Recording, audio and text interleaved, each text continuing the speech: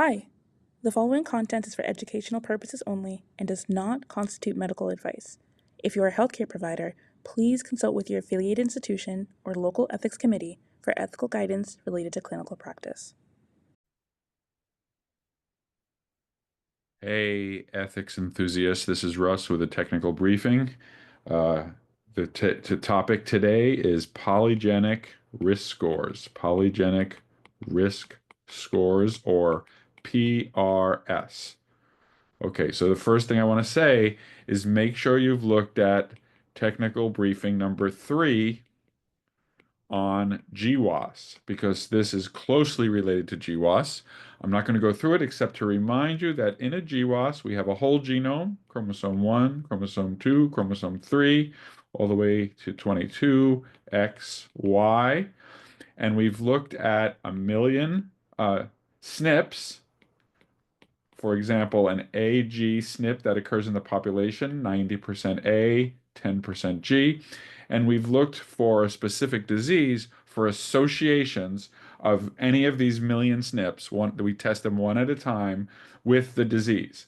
And so most of them are not significant, but every now and then, we'll do this in red, every now and then we get a peak, let's say 3 peaks of 3 SNPs that are hits in the GWAS, which means they are associated, hits are associated with the disease of interest, associated with disease.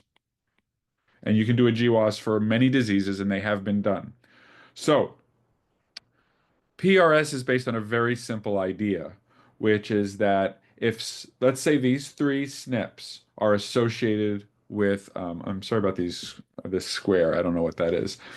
These 3 SNPs, one of which is like an A and G. So usually it would be the less frequent allele would be the one that's associated with disease. So let's say this is the AG SNP, and we've shown through a GWAS that if you have a G, you have an increased risk of, let's say, type 2 diabetes. It kind of stands to reason, with simple reasoning, that people who have none of, and this is called the risk allele. Oops. This is called the risk allele. Risk allele. And I have to fix that. 10%.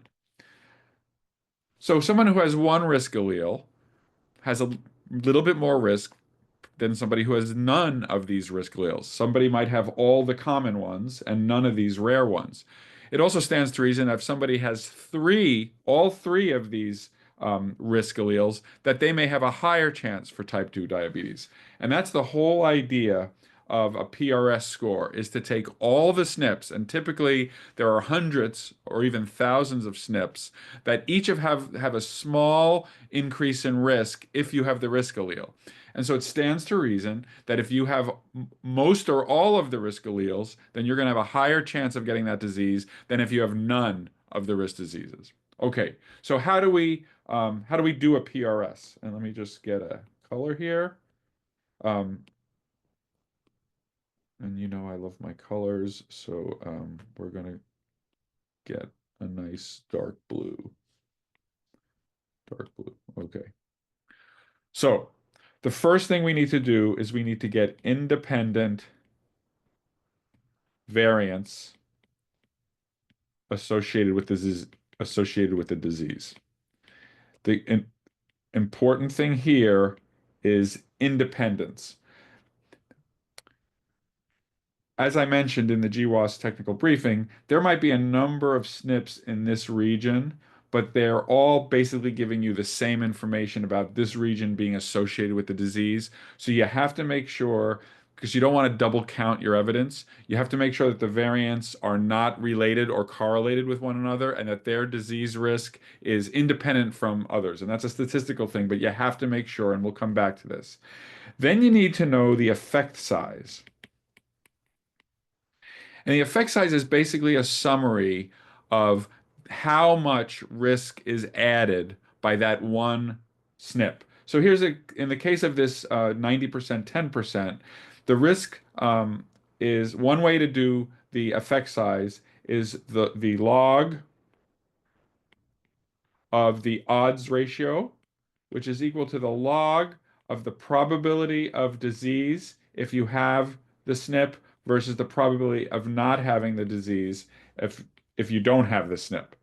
So let's say this is very, very strong, then the odds of having the disease would be positive. The probability of disease over probably not disease, if you have the G, is very high. But if it's a minor risk, if it only adds a little bit, then this will be a smaller number. So this gives you kind of a weighting factor. Um, I don't want to go into the details, but this is for a binary trait, where you only have yes or no for the disease. If the disease is something that is a continuous variable, then you would use the beta coefficient in a regression. And some of you know what that means. And if you don't know what that means, don't worry. The point is the effect size is a measure of how strong of a risk you get if you have that risk allele.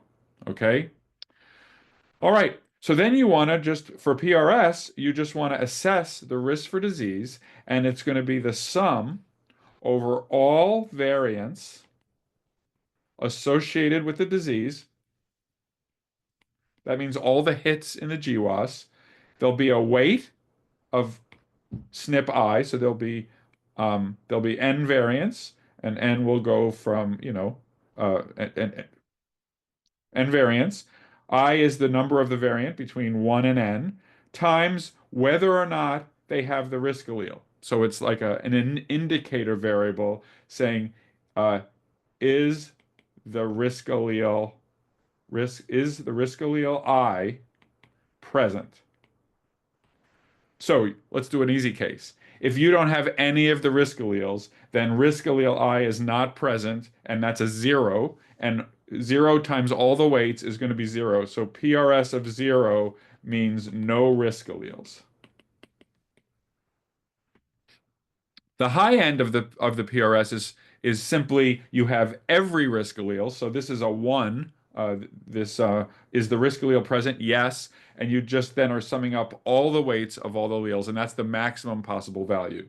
So the maximum PRS is basically the sum of all the weights for all the variants. Okay. So when you do this, you get a curve. So and the curve is going to look like this. Let's get a new color. Let's do a dark green. Um, we have the risk score. By the way, polygenic, it's called polygenic risk scores because since you're looking over these SNPs throughout the entire genome, there'll be multiple genes contributing to the risk score. This is not like a Mendelian disease where there's one gene that is accounting for all the risk. The point here is this is a complex disease where there are many genes potentially contributing. And then this is gonna be a histogram of the frequency of the score, frequency of the PRS score of interest. And I'm gonna draw it. It's a histogram, but I'm gonna draw it as a continuous curve. So it's gonna look something like this. Let's say it'll be a normal curve. So this is overall perhaps all the patients who were in the GWAS, right? The GWAS gave us all of the statistics, the effect sizes. Now we're going to go back over those people and we're going to plot their risk scores. There's going to be an average risk, and that's the one kind of in the middle. There's going to be the people who have the very high risk scores, and therefore presumably high risk. And then, of course, there's going to be the people who have low risk scores. Um, well, fine. How do they work? Well, let me just give you a couple of examples. In breast cancer, I'm going to tell you kind of how they perform. Breast cancer, you take people with and without breast cancer, you do a GWAS, you get SNPs, effect sizes. The people at the high end, the high scores, tend to have something like a 4 times higher risk of breast cancer. So that's useful. You would like to know if you have a 4 times higher risk of breast cancer. That might lead to more aggressive screening, being more careful, maybe even some sequencing to see if you have a BRCA mutation, perhaps that was not measured in the GWAS study. For diabetes, For type 2 diabetes, the high scores are getting you a threefold increase in the risk for diabetes. So again, that's pretty significant, and you might want to make some lifestyle changes if somebody told you that you had a higher risk. Um, for depression, it's something like it's a little bit less good for depression. It explains only 2% of the risk of depression, which means 98% of your risk is unexplained by by your by your polygenic risk score. It's a little better for schizophrenia, where 7% of your risk is explained. Notice I used different language here. There I was using fold increases. Here it's a smaller risk. Now let me remind you that the breast cancer and the diabetes observations are pretty impressive because the risk in the population is pretty high for breast cancer and is pretty high for type 2 diabetes. So when you multiply it by three, these are big numbers. For lots of PRS, so I'm going to say for a typical PRS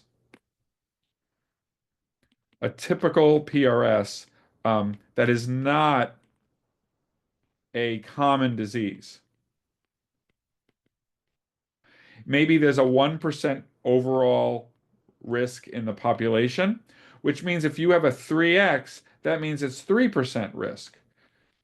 So be careful of these x's because 3x, 4x, even 10x, if it's a rare disease, might not make you worried. So if some disease is 1 in a million and you have a 10x increase, you're now 1 in 10,000, 1 in 100,000. Okay, so if it's 1 in a million, you have a 10x increase in risk. Now it's 1 in 100,000. That might be, good to know. I'm not doing anything. So that's one of the criticisms of PRS is that they are correlated with risk, but sometimes the increase or decrease in risk might not be clinically significant, and that's where people are working hard. And so let's go through some of the technical limitations. Of course, there are ethical issues. That's what's in the module on the ethics. But let me quickly run through some of the important issues in deep purple. These are ethnic specific if the GWAS was ethnic specific. Okay? Now, that's important because remember, we got our weights, the WIs, from the GWAS. So strictly speaking, only the population represented in the GWAS should be used to assess risk. But of course, people are taking these risk scores and they're applying them to people who were not represented in the GWAS, and therefore you won't be surprised to learn that the performance of PRS when you move it to other groups who were not represented in the GWAS goes down, sometimes down to like noise, almost no signal. So that is an important issue to match who you're running this on to how the GWAS was done. And it's a call for more broad GWAS, of course, so that we can apply these for everybody. It does not model interactions between genes. Now, this is huge because we know that genes work together in pathways to create disease risk, and we're pretending like every SNP is independent and every gene that SNP is in is just adding risk on its own and not in the context of other genes. And that violates most assumptions about how genetics works. So this is a big simplification.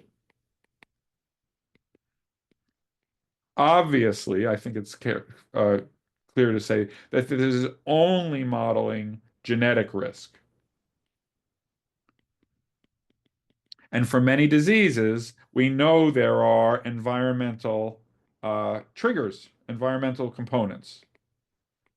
Now, some of those environmental susceptibilities might be modeled in the genetics. So, genetics might capture some risk because they say, well, this is risky, and it's especially risky if you then go ahead and smoke a cigarette or get exposed to a toxin.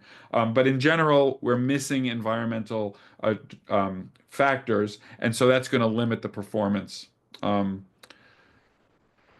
Good. And then I just had one note, which is, yes. So when we look back at this curve, I could have said this before, is that what you do is you look at populations in this region and in this region, and you look at what is their absolute risk for the disease. And so you can calibrate.